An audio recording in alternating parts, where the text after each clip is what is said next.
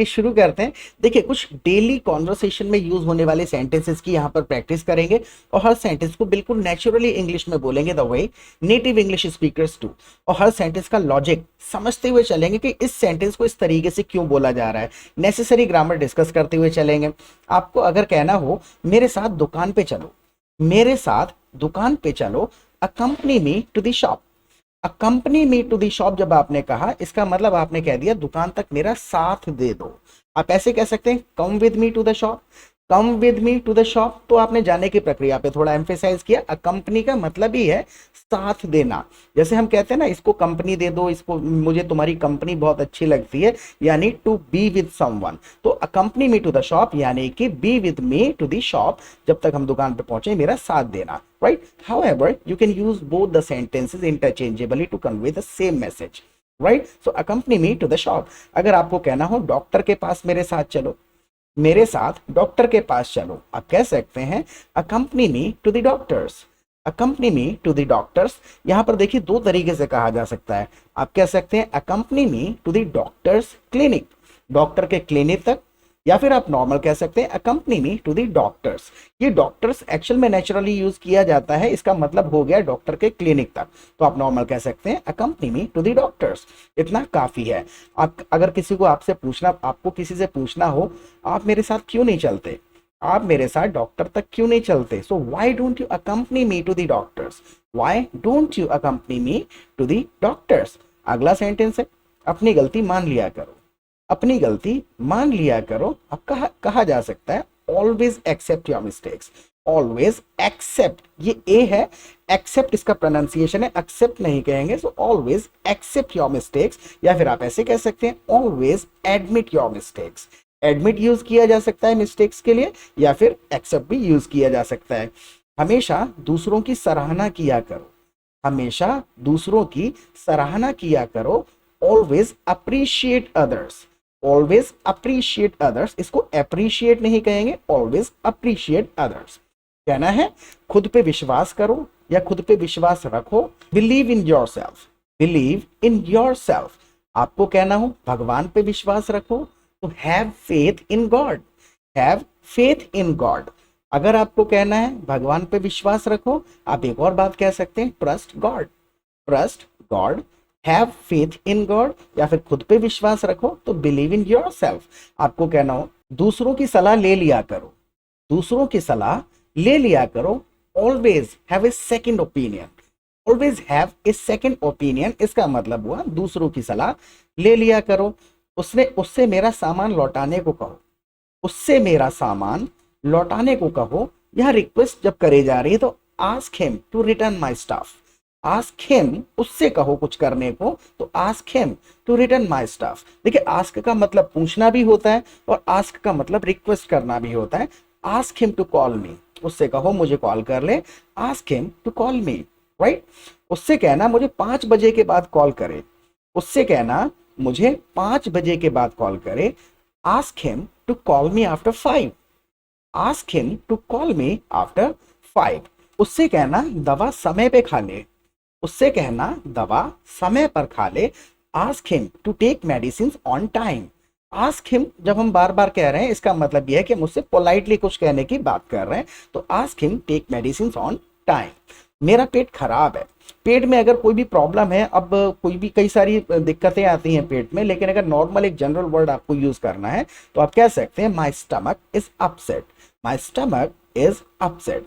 आपको कहना है कि मेरा पेट दर्द सही नहीं हो रहा है, my stomach ache is not getting better, my stomach ache is not getting better.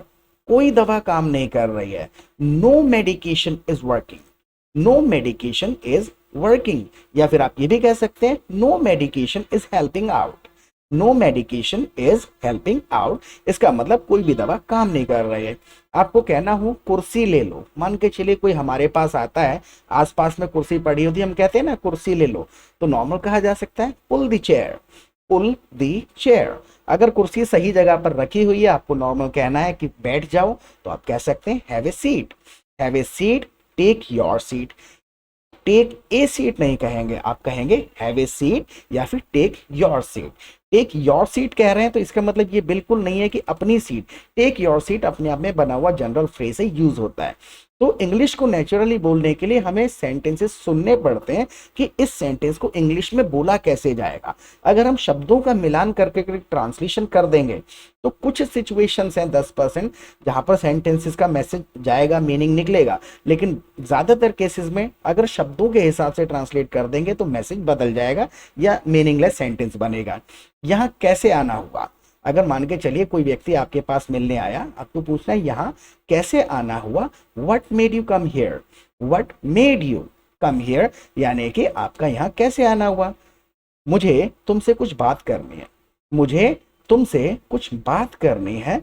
I have to talk to you about something, I have to talk to you about something, मुझे तुमसे कुछ बात करनी है, तो यहाँ अबाउट का इस्तेमाल कर लेंगे। I have to talk to you about something, मुझे तुमसे कुछ बात करनी है। बताओ क्या बात करनी है, बताओ क्या बात करनी है। अब ये जो सेंटेंसेस हैं इनका ट्रांसलेशन नहीं हो पाएगा शब्दों में, फीलिंग को समझ के बोलना पड़ेगा। Tell me what's the matter, tell me what's the matter, या फिर tell me what do you want to talk about, tell me what do you want to talk about. For an example, आपके पास कोई आया, उसने कहा I have to talk to you about something, तो अब हम उससे वजह जब पूछ रहे हैं, शब्दों को भूल के वजह पूछने के लिए सेंटेंस याद आना चाहिए, tell me what's the matter, what the point. आप कहें tell me what do you want to talk about, technically ठीक है, इंटरचेंजेबली यूज करना चाहें तो कर सकते हैं, राइट। तो इतनी सीरियस बात नहीं है, अगर आपको कहना हो इतनी सीरियस बात नहीं है तो it's not that serious, it's not that serious. अब देखिए हिंदी में हमने कहा इतनी सीरियस बात नहीं है, अगर हम सारे शब्द इन सिचुएशंस में यूज कर डालेंगे तो सेंटेंस अजीब हो जाएगा।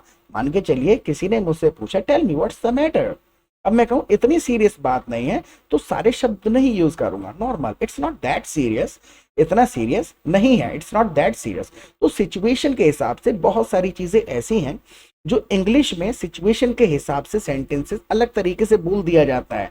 अगर हम सारे शब्दों को यूज करेंगे तो इंग्लिश अजीब साउंड करेगी, भले हमारा सेंटेंस ग्रामेटिकली करेक्ट हो, राइट।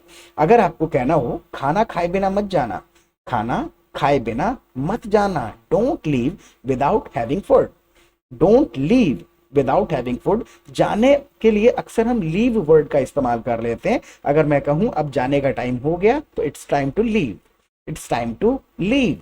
गो का मतलब भी जाना है, लेकिन जो गो है वो है जाने की प्रक्रिया, और लीव का मतलब है किसी जगह से जाना, राइट।